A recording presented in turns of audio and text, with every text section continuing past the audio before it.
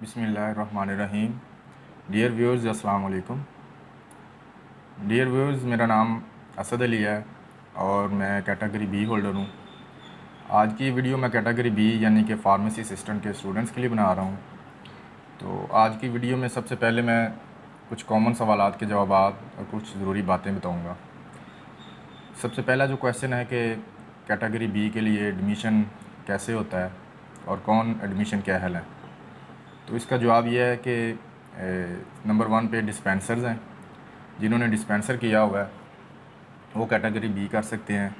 उसके अलावा printers certificate वाले लोग हैं, वो कैटेगरी बी के लिए अहल हैं, वो कैटेगरी बी के लिए दाखिला जमा करवा सकते हैं। अच्छा, उसके बाद क्वेश्चन था कि एडमिशन कहाँ पे होता है। तो एडमिशन जो है वो पंजाब फार्मेसी काउंसिल लाहौर में होता है, जिसका जो एड्रेस है वो हुमा ब्लॉक अल्लामा इकबाल टाउन स्कीम मोड़ के पास है। इसके बाद क्वेश्चन था कि एडमिशन होने के बाद जो पेपर्स हैं वो कितनी देर बाद होते हैं। तो जब आपका एडमिशन हो जाता है तो उसके बाद आपकी बारी जो है वो 4 साल या 5 साल भी लग सकते हैं, उसके बाद आती है, फिर आपके पेपर्स होते हैं। अगला क्वेश्चन था कि तैयारी कहाँ से करें, कैसे करें, नोट्स लें या बुक से तैयारी करें। तो नाजरीन, मार्केट में मुख्तलिफ़ नोट्स अवेलेबल हैं। मेरा मशवरा आपको यह है कि आप सिर्फ बुक से तैयारी करें जो फार्मेसी काउंसिल के दफ्तर से मिलती है।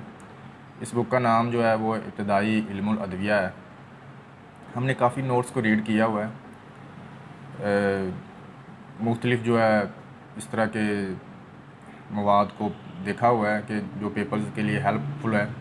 देखिए, इन सब के कुछ ना कुछ फ़ायदे तो ज़रूर हैं, लेकिन मेरा मशवरा आपको यही है कि आप बुक से तैयारी करें। बुक इन सब की निस्बत में ज़्यादा फ़ायदेमंद है, क्योंकि काफ़ी ज़्यादा नोट्स में मिस्टेक्स हैं।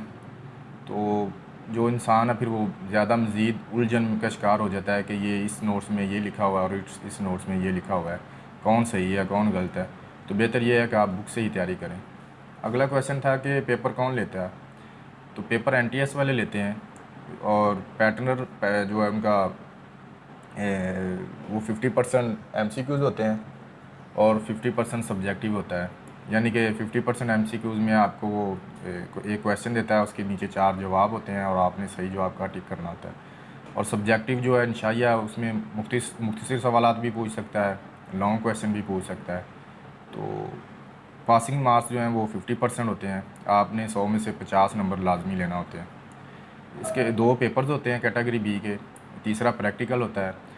प्रैक्टिकल में भी आपका वो रिटन भी लेते हैं और वाइवा भी सुनते हैं।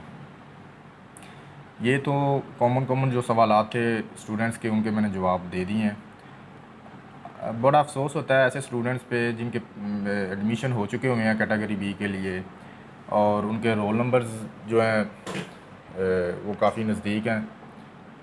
उनके पेपर्स जो है आने वाले हैं, पेपर्स में बारी आ गई है और उनको अभी तक ये नहीं पता कि ये बुक कौन सी लेनी है, तैयारी कहाँ से करनी है और फार्मेसी काउंसिल कहाँ पे है।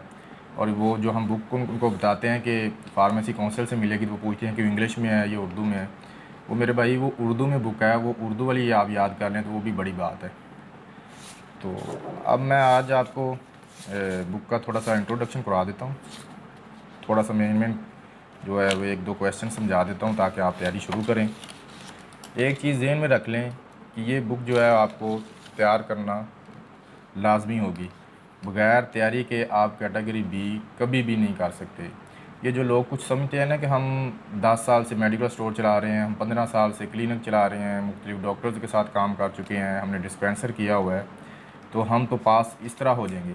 लेकिन ये बिल्कुल उनकी गलतफ़हमी है। ये जो बुक है वो थोड़ी सी डिफरेंट है। जैसा कि इस बुक का नाम ही इब्तदाई इल्मुल अदविया है, यानी कि अद्वियात के बारे में है। तो जो डिटेल्स में इसके साथ लिखा हुआ इससे पहले किसी भी बुक में नहीं है।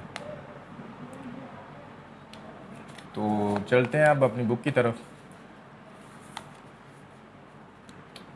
ये है बुक जो कि इसका सफ़ा नंबर 1 है। तो इसके बारे में मैं थोड़ा सा आपको बताता हूँ। इसके ऊपर लिखा हुआ है असूल इखलाक, बाब नंबर अव्वल है। असूल इखलाक, इल्मुल अद्वियात, फार्मेसी बतौर पेशा, दवा साज फार्मासिस्ट और इसकी ज़िम्मेदारियाँ। दुआ साज फार्मासिस्ट का डॉक्टर, नर्स, मरीज़, गाहक और अवामुन्नास से ताल्लुक़। दुआ साज फार्मासिस्ट के लिए असूल, इखलाक, बिलखसूस जहरीली, नशा आवर, इसकात हमल और मानी हमल अद्वियात के बारे में। ये थोड़ा सा उसने इल्मुल अद्वियात के बारे में तारुफ़ करवाया है। तो आगे इसके नीचे है इल्मुल अद्विया फार्मेसी। इल्मुल अद्विया यानी कि अद्वियात का इल्म, फार्मेसी यानी कि इल्मुल अद्विया जो है फार्मेसी यानी कि अद्वियात के इल्म को ही फार्मेसी कहते हैं। सेहत आमा से मुतल्लिक़ वो इल्म जिसका तल्लुक़ अद्वियात की तैयारी और इसकी तकसीम से है। ये बैक वक़्त फ़न और साइंस के इल्म का मजमूआ है जिसके ज़रिए कुदरती, नेचुरल, मसनूई, सिंथेटिक ज़राए से बासानी मिल जाने वाले अनासर से ऐसी अद्वियात तैयार की जाती हैं जो तहकीक, अमराज की रोकथाम, इलाज और तशख़ीस में इस्तेमाल होती हैं। अब आपको पेपर में जो क्वेश्चन आ सकता है वो ये है कि इल्मुल अद्विया की यानी कि फार्मेसी की तारीफ़ लिखें। तो इसमें आपने ये सारा जो मैंने रीड किया है सेहत आमा से मुतल्लिक़ वाली इलाज और तशख़ीस में इस्तेमाल होती हैं, इस तक ये इसका जवाब है। ये पढ़ने से आपको आसानी से समझ आ जाएगी कि जो अद्वियात हैं वो तैयार होती हैं वो कुदरती ज़राए से, मतलब कुछ कुदरती जड़ी बूटियों से ली जाती हैं, कुछ मसनूई सिंथेटिक ज़राए से हासिल की जाती हैं। मसलन कोई जड़ी बूटी है, उसे आगे मज़ीद उसमें और दवाइयाँ इस्तेमाल करने के बाद उसको सिंथेटिक बनाया जाता है। तो उन सब के मजमूए को मिलाकर अद्वियात तैयार की जाती हैं। इसके लिए उसने आगे लिखा हुआ कि इन अनासर की तैयारी के लिए मंदरजा झैल का होना ज़रूरी है। अनासर की शनाख्त, अनासर का चुनाव, अनासर का जानदार जिस्म पर असरात, अनासर का मलाप, अनासर का तज्ज़िया, अद्वियात के मेयार की जाँच। यानी अनासर की शनाख्त, सबसे पहले तो आपको अनासर की शनाख्त का पता होना चाहिए ना कि उसकी शक्ल कैसी है। हमने शनाख्त कैसे करनी है, वो जड़ी बूटी किस तरह की दिखती है, वो दवाई किस तरह की दिखती है जिसको हमने तैयार करना है। अनासर का चुनाव यानी शनाख्त करने के बाद उन जड़ी बूटियों या अनासर का चुनाव करना होता है। फिर उनका जानदार जिस्म पर असरात है, यानी कि उन जड़ी बूटियों का जानदार जिस्म पर क्या असरात हैं ये भी मालूम होना ज़रूरी है। उसके बाद ये सब मालूम करने के बाद उन अनासर को आपस में मिला लिया जाता है। मसलन मुख्तलिफ़ जड़ी बूटियों इकट्ठी करके उनको आपस में मिलाया जाता है। फिर उसका तज्ज़िया किया जाता है कि ये अब किस तरह का इनका रिज़ल्ट है। इसके बाद है अद्वियात के मेयार की जांच, यानी कि उन जो भी इन जड़ी बूटियों से दवाई तैयार की जाती है तो उसका तज्ज़िया और उसके मेयार की जांच की जाती है कि इसका अब किस तरह का रिज़ल्ट है। और उसके बाद वो फिर किसी शक्ल में रजिस्टर की जाती है कि ये दवाई अब काबिल इस्तेमाल है। ये तो थोड़ा सा मैंने तारुफ़ करा दिया इसके बारे में। तो इसके बाद जो अगला सवाल इस सफ़े में बन सकता है वो ये है कि अद्विया साजी, इल्म दवा साजी की शाखों पर नोट लिखें। तो उसमें है हयातियाती कीमिया, फार्माकोलॉजी, नफ्सियाती इल्मुल अद्विया, नफ्सियाती कीमिया। तो ये भी एक मुख्तसर क्वेश्चन बन सकता है इस सफ़े में, तो ये भी आपने तैयार करना है। यानी कि इस सफ़े में दो क्वेश्चन जो मेन इंपॉर्टेंट है, एक इल्मुल अद्विया का यानी कि उसकी तारीफ़ लिखें तो या उसके बारे में थोड़ा सा लिखें, तो दूसरा बन सकता है कि अद्विया साजी, इल्म दवा साजी की शाखें जो हैं वो लिखें, तो वो भी मैंने आपको बता दी हैं। दूसरा क्वेश्चन ये बन सकता है, इसको आपने तैयार करना है। तीसरे नंबर पे है जो क्वेश्चन है वो इल्म दवा साजी के बड़े हिस्से, उन पर नोट लिखें, या वो कह सकता है कि इनके बड़े हिस्सों के नाम लिखें। तो इसमें अगर वो कहता है सिर्फ नाम लिखें तो आपने इल्म दवा साजी के बड़े हिस्से यानी कि तलीम, सनत, अद्वियात की तकसीम और हुकूमती मुलाजमतों पर मुश्तमिल है, ये सिर्फ लिखना है। इसके अलावा आगे इसकी उसने डिटेल्स दी हैं, तलीम, सनत, तकसीम, हुकूमत और परचून फार्मेसी, कम्युनिटी फार्मेसी, ये सारा कुछ उसने आगे डिटेल्स में दिया हुआ है।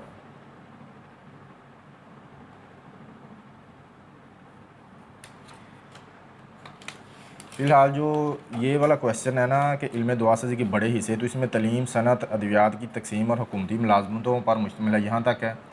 अगला क्वेश्चन जो है वो है फार्मेसी या इल्मुल अद्वियात की इकसाम। तो उसमें कम्युनिटी फार्मेसी, हस्पताल pharmacy, industrial pharmacy, clinical pharmacy, forensic pharmacy और परचून फार्मेसी, ये नाम आपको बिल्कुल याद होने चाहिए। अगर आपको नाम याद होंगे, बाकी तो आपने याद सारा ही करना है, लेकिन नाम अच्छी तरह याद होने चाहिए। अगर आपको नाम याद है तो बाकी थोड़ा बहुत आप भूल भी जाते हैं तो वो आप पेपर में लिख सकेंगे। इसके अलावा वो लॉन्ग क्वेश्चन भी दे सकता है किसी एक टॉपिक पे। वो कहता है कम्युनिटी फार्मेसी के बारे में डिटेल से लिखें, या वो पूछ सकता है कि परचून फार्मेसी के बारे में डिटेल से लिखें, या हस्पताल फार्मेसी के बारे में डिटेल से लिखें, क्लिनिकल फार्मेसी के बारे में डिटेल से लिखें। तो ये आपने एक दफ़ा पढ़ लेना है, तो इसे याद ज़रूर कर लेना है। मेरा ख्याल है आज के लिए इतना ही काफ़ी है। कल जो हम अगले टॉपिक की जानिब बढ़ेंगे वो है मजमूआ क़वानीन अखलाक कोड ऑफ एथिक्स।